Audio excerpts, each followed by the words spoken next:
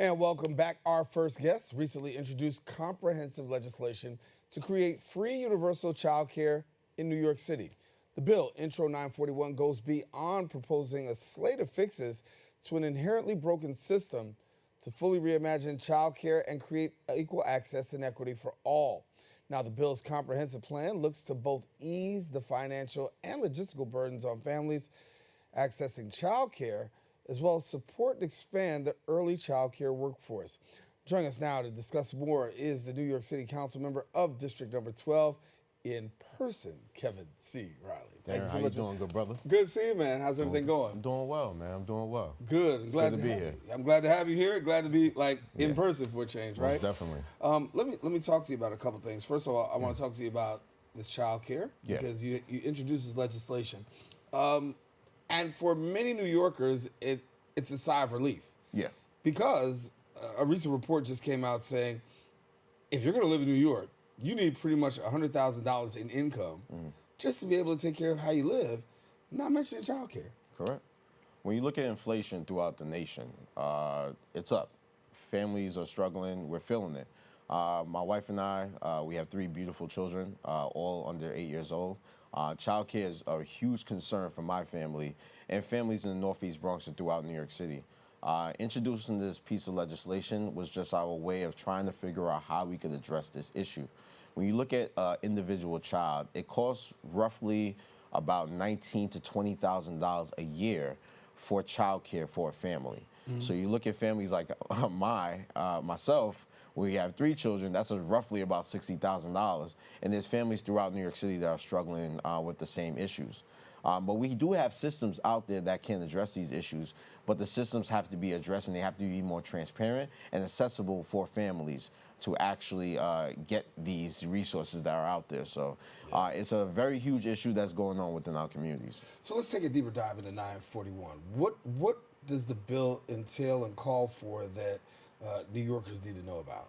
So it's called for opening up an Office of Child Care Services where we can figure out how we can get to universal child care. This is going to take a city and state partnership because we do know that this is going to be a tax on New York City. In order to do that, but I don't want anyone to view it as that. I want everyone to view it as an investment. When you look at how much money we're losing from the workforce, $22 billion because people aren't working.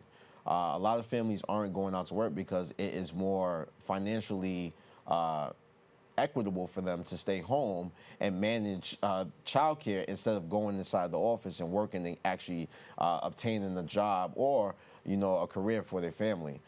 So when you're looking at a specific bill like this, we're trying to address this issue by creating this office to figure out how can we come to a space where we can get universal child care. And not only get universal child care, actually make it accessible for providers within our communities to be able to get grants, start up their child care businesses. We have a lot of home providers that are having child care businesses as well that are very beneficial to us.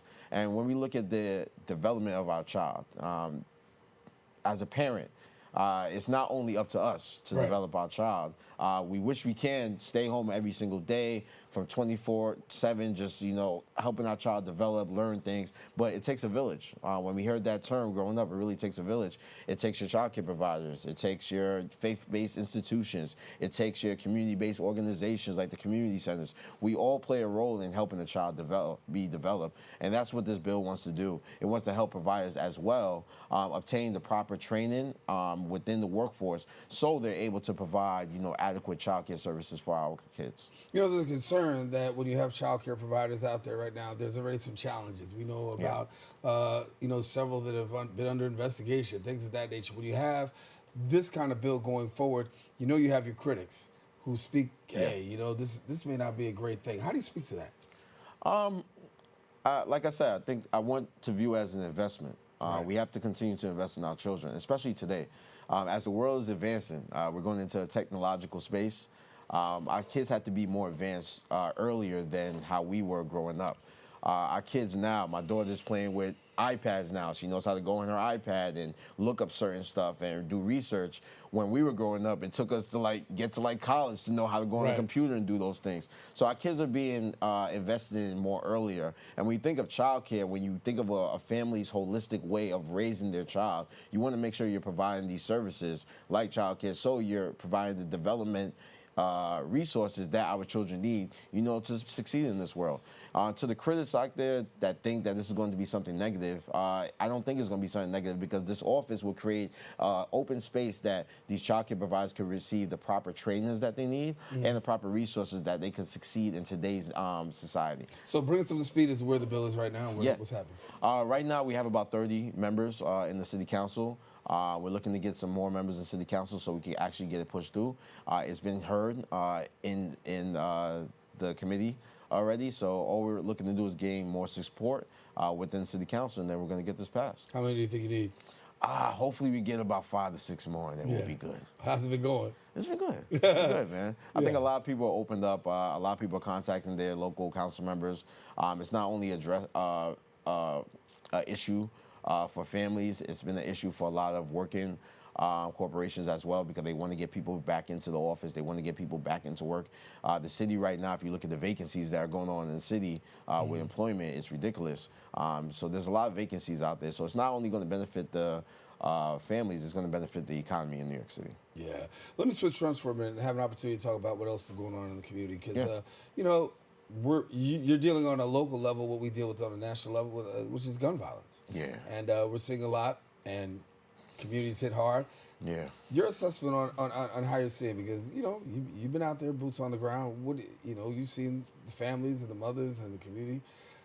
What's your thoughts? Gun violence is a national issue, which is really crippling us locally.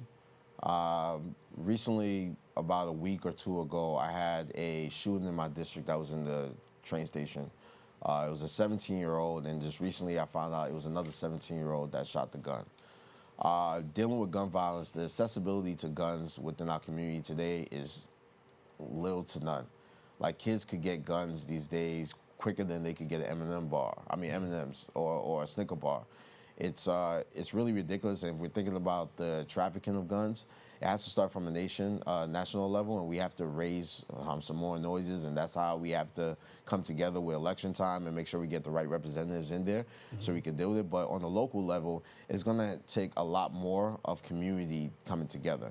So something I've been doing within my communities, I've been dealing with some younger boys from a specific high school in my district, and going inside and kind of just speaking to them. I was doing a school visit earlier this year, and some young boys came into the room and was like, "Mr. Riley, we love the things that we see online, the things that you're doing. Would you mind coming here and just giving us some guidance?" And really, when they came in the room and spoke to me and asked me to do that, that really touched me, because when I was growing up, I really wanted somebody to do that to me as well. Because it's nothing different from when we were growing up to right now. Right. Dealing with emotion, dealing with conflict within our community, it's just that the fact when we were growing up, it wasn't as easy and accessible to get a gun. When you're a child growing up and you're still a teenager, your mind is still developing. And that's what these children are. Their minds are still developing. But for them to deal with conflict resolution, that's not something that we teach to our students. Right. And when you're dealing with social emotional wellness, that's something we're teaching now to our students, and we have to rev it up a little bit. So my issue with gun violence is we have to teach our youth, or even people within our community, a better way to resolve conflicts. Each argument, each shoulder bump, each what you're looking at in the community, each Twitter diss or Instagram, TikTok diss, should not result into you picking up a firearm and ending someone's life. Because once you end someone's life, you also ended your life, because that person's demons is going to be living on you now moving forward. So this issue with gun violence is going to take a holistic approach. I think a lot of people in the community need to work together. Our communities are divided. Even when you look at our communities now, I represent a very diverse community, but it's a hard time for me to get one part of the district to come and celebrate in another part of the district. And we don't realize how that's trickling down to our youth. Right. So if I represent Co-op City, and it's challenging for me to get Co-op City to come over to Edenwald to experience the new YMCA we have over there, because people in Co-op City don't feel comfortable coming over and eat a wall. That's going to trickle down to our youth. Because I asked one of my young boys who lives in Co-op City to come over to meet me at the YMCA at Edenwall, because I go in the YMCA, I spend time with the youth. That's most important. I invest money, but I also invest my time with the youth. So I spend time with them, I play ball, I just, you know what I mean? They just want to feel the energy around them. But it's an issue asking them to come over there because they don't want to be around that neighborhood. Right. So if we're not going to lead by example, it's going to be a challenge for our youth to lead too. Do you feel as though there's enough out there for them? Because when we talk about alternatives, we talk about conflict resolution. That happens in the community center sometimes. That happens in a place where a young person can come, you know, and when we see all this great development that goes on, we see all, you know, and I'm not going to say it's great development, I'll just say development. There's development that's going on. But one thing that gets underdeveloped sometimes is the lack of sufficient resources or new resources for kids in black and brown communities. Yeah.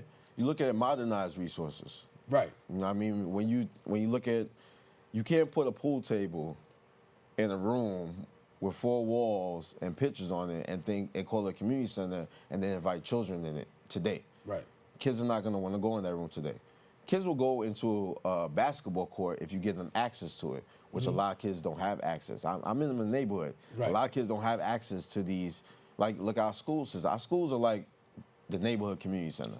Yeah. They have rooms. They have accessibility to the cafeteria, which will give you food. They have accessibility to gyms, gymnasiums, equipment for you to exercise with.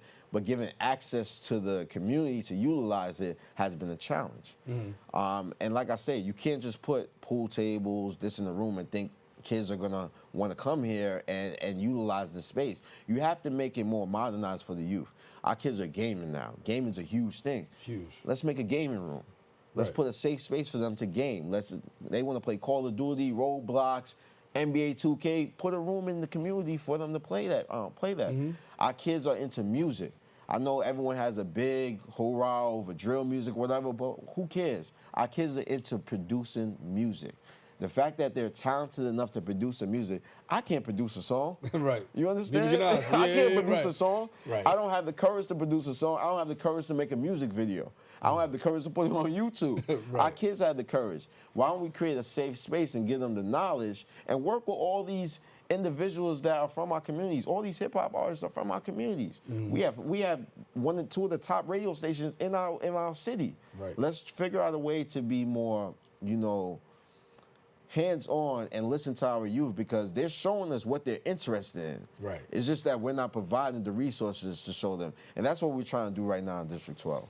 So we always hear from the public, hey, call the councilman, he'll be able to do something. How much are you literally able to do with the leverage that you have as a city councilman to be able to stop gap? Can you put money there? Do you have the authority to do that? Well, we do a lot of investments on public space within my community. Within the last 2 years, this is my third year going into office, we were able to bring back close to $97 million in the district. And that is invested on public spaces. I invested a lot of money in parks, because these are spaces that kids use, these are spaces that families use, these are spaces that community members use, seniors, veterans, it doesn't matter. Everyone utilizes these spaces. I'm investing money in libraries. I invested $10.6 million. Speaker Hasty invested some money in the library as well, in Edenwall Library. I find catchment areas within the community that have been disinvested for years. And I try to invest in the holistic area in that community so I can show everyone in the community it's not just this one area I'm investing in. I'm going to invest capital investments. I'm going to invest expense investments so I can do programming in that area, but I'm also going to invest time. Right. I'm going to go into those schools. I'm going to go into those community centers. I'm going to go into that neighborhood. I'm going to make sure I'm connecting with people, and I'm going to get credible messages. Because the thing about it is we're trying to be credible. I represent the system. I'm an elected official. Right. A lot of times people don't trust politicians. You know what I mean? Half the time I don't even wear a suit. Right. Because I want you to know I'm Kev. Right. You know what I mean? I'm Kevin from District 12, Uptown. I'm from your area, and I want to make sure that you're comfortable with coming to me if you have an issue. But I want to find credible messages within my district that can help me not only speak to the youth, but bridge the gap between our youth and our seniors, because there's so much wisdom there. There's so much guidance there, but we don't have that bridge that we can actually have those conversations. So that's what we're doing within our community. So when it comes to what does a council member have power to, I have power to connect dots. Right. If I don't have the power to do it, let's work together and figure out who has the power to do it, and let's connect these dots. Yeah.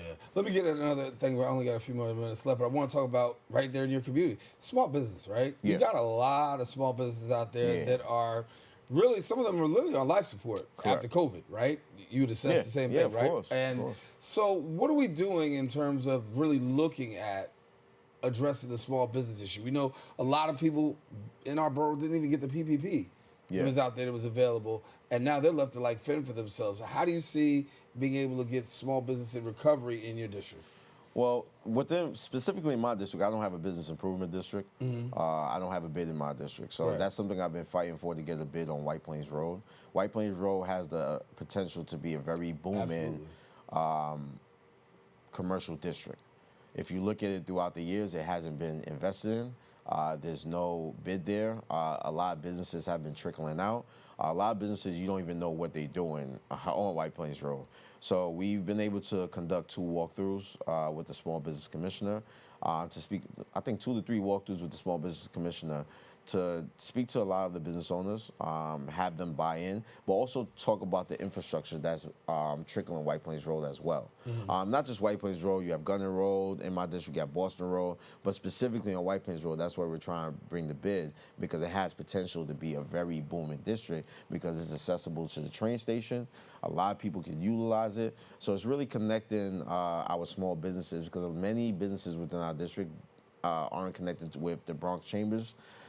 They aren't connected with SBS. So when we were going around with Commissioner Kim, and he was just letting them know about a lot of the programs that are out there and grants that are out there, and we connected them, they were able to apply for them. And that's something that I think is very important. And also helping them with this new modernized time that we're living in. Right. A lot of them aren't online. They don't have any accessibility online to purchase things. A lot of us are purchasing groceries online and having it delivered to our house. So times are changing. So making sure that our small businesses have access to these new resources that can help them convert to a modernized time. Do you find that that's the biggest challenge right there, the access to resources? Because when I talk to the business owners in your area and have been with the business owners in your area, and we talk about certain things, I don't know about that. I didn't know about that. Yeah. And it's almost like a light goes on when you talk to them, because they haven't really. That's New York City's biggest issues. I think New York City, we have so much great programming out there. It's that people don't know about it. Right. Even look what you guys do here at BronxNet. You guys do so much give back to the community. But if you ask somebody at a school if they knew about that, they would be like, oh, I had no idea. So I think we have to create a more holistic way where we could speak with each other and connect the dots, how we get the information out there. And how we market it. I think a lot more people are online more now, so we have to make sure that, like you guys have an app now. Right. We need to figure out ways that we can get this information to people faster, so they can actually know about it. And I'm actually hosting a small business event on May 3rd at District 12's Community Board. We're going to be doing on 229th and White Plains Road, and I'm inviting everybody to come through for small businesses to get some resources and some information. I'm glad we were able to connect here. Yeah. Yeah, well, look, we're out of time, but listen. I appreciate you, man. It's just good to see you. Thank you. Councilmember Kevin Riley. I want to take a quick break. We'll be back with more on the Social Justice Forums right after this.